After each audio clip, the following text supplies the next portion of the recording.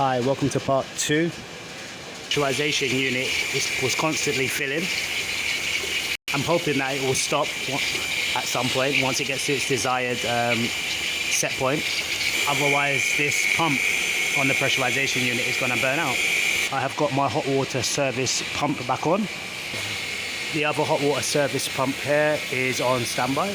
So both shunt pumps are on both my boilers.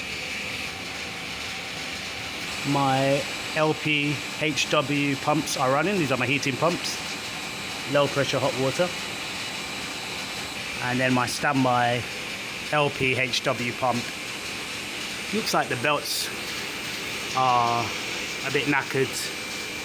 I'll see if I can find replacement belts. They do look a bit, a little bit. You can see the cracks in them, so these will need changing at some point. Good thing there's a backup pump. My valve is where I found it initially, and my other valve up here is where I found it initially. This is my temperature on my header. It's lower than the 80 Celsius we had earlier. I've my warning notice on my boiler number 2, which has been capped. My boiler is running.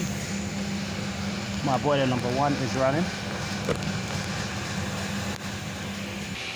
Boiler number 2 is not too happy. Gonna have to look at him later why he's not so happy.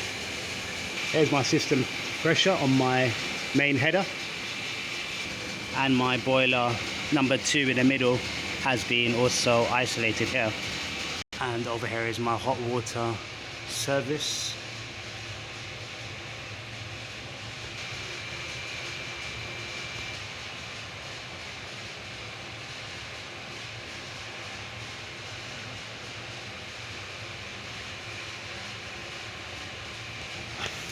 And here is the heating element. Looks like there's a problem with the hot water service immersion heater element. But unfortunately, I'm not here for that. Hello. Boiler number 3 still not happy. Okay, time to work on this boiler number 3 to see why it is continuously locking out.